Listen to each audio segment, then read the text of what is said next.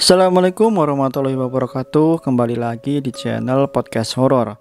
Apa kabar kalian semuanya? Semoga kalian semua tetap sehat dan tetap dalam lindungan Tuhan Yang Maha Esa. Podcast horor kali ini akan menceritakan sebuah cerita horor yang berjudul Hotel Angker. Seperti apakah ceritanya? Sebelum dengerin cerita ini, alangkah lebih baiknya jika kita membaca basmalah terlebih dahulu. Bismillahirrahmanirrahim. Cerita tentang hotel yang dihuni oleh makhluk-makhluk tak kasat mata bukanlah cerita yang asing, namun menjadi suatu kisah yang mahal harganya apabila kisah itu diperoleh dari narasumber langsung yang pernah mengalami kejadian mistis saat menginap di hotel mewah. Sebut saja dia Roni. Ia merupakan seorang pengusaha muda yang menggeluti bidang kuliner Nusantara dan tinggal menetap di kota Yogyakarta.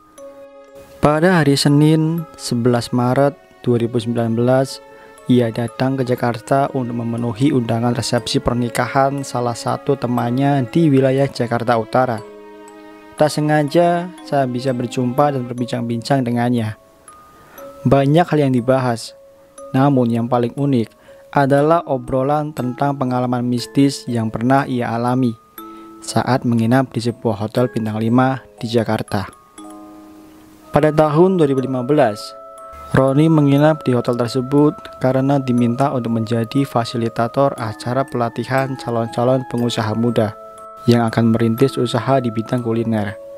Menurut rencana, ia akan menginap selama 2 hari.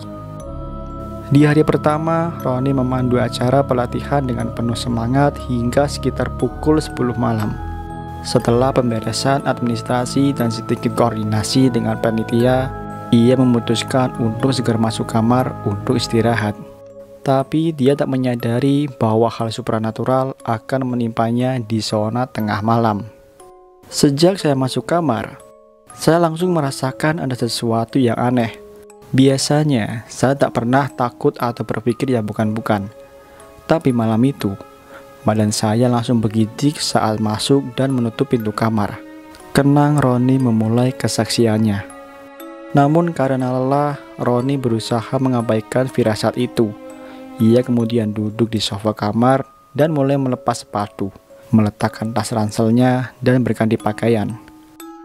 Baru saja aku melepas kaos kaki, tiba-tiba gorden jendela kamar itu tersibak dan membiarkan pemandangan suasana malam di kota Jakarta terlihat sekilas, kata Roni. Kembali lagi hati Roni terkesiap. Di kamar tidak ada kipas angin. Roni sejenak bertanya-tanya, apakah mungkin ada kucing di hotel semegah ini? Tak ada apa-apa di sekitar jendela tersebut. Roni kembali melanjutkan membenahi perlengkapan pribadinya untuk mandi. Ia benar-benar merasa lelah dan ingin segera istirahat. Di kamar mandi kembali terjadi peristiwa aneh. Saat saya mandi, dinding kamar itu seperti ada yang menggedor-gedor. Disusul suara gaduh yang bersumber dari kamar sebelah, kata Roni. Roni masih tetap berusaha mengabaikan keanehan itu. Di kepalanya, ia harus segera istirahat, namun ternyata harapannya tidak kesampaian. Suatu kekuatan yang tak bisa didefinisikan kembali mengganggunya. Usai mandi, saya mendengar ada suara musik bercampur dengan suara perempuan berteriak. Juga suara orang, entah kejar-kejaran atau pukul-pukulan. Yang pasti, suaranya itu sangat gaduh dan berisik, kata Roni dengan mukanya yang jengkel. Kali ini, Roni tak tahan. Ia merasa benar-benar terusik, hatinya merasa tidak nyaman. Dengan kondisi seperti itu, ia tak mungkin bisa istirahat. Di kepalanya juga mulai datang pemikiran bahwa ternyata layanan di hotel mewah ini tidak memuaskan. Ia putuskan melakukan komplain kepada pihak hotel dengan fasilitas komunikasi yang ada di kamar itu. Roni pun menghubungi nomor layanan pengaduan hotel. Ia meminta bantuan agar penghuni kamar sebelah mengurangi suara berisiknya. Suara perempuan dari nomor pengaduan kemudian meminta waktu untuk memastikan siapa yang memesan kamar sebelah Roni. 1 menit kemudian petugas itu memberitahu bahwa semua kamar sebelah ruangan Roni ternyata kosong atau tidak ada yang memesan. Nah, kan saya minta petugas itu memastikan sekali lagi, tapi lagi-lagi jawabannya sama. Kata Roni mengenang saat rasa marah bercampur takut mulai menjalar sekujur tubuhnya. Roni meminta agar petugas datang ke kamarnya. Ia memastikan setiap kamar sebelah. Roni kemudian diminta menunggu sebentar karena pihak pelayanan hotel akan datang. Baru saja Roni meletakkan gagang handphone, ia terberanjat. Tiba-tiba muncul sesosok bayangan perempuan berbaju putih dengan rambut panjang berderai menutupi mukanya, kata Roni. Saking terkejut dan takutnya, secara spontan dari mulut Roni terlontar lafal-lafal semua doa yang pernah dipelajarinya untuk mengusir hantu. Sementara mata ia pejamkan karena tak tahan dengan penampakan di depannya. Entah karena doa yang diucapkan atau ketukan pintu kamar, ketika Roni membuka kedua matanya kembali, sosok bayangan tersebut menghilang. Roni segera membuka pintu. Dua orang laki-laki pelayan hotel yang ada di depan pintu berusaha memenuhi semua permintaan Roni.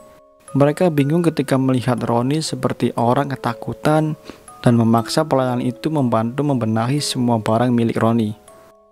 Roni memutuskan untuk check out saja waktu itu. Ia merasa tidak mungkin lagi melanjutkan istirahat di kamar hotel itu.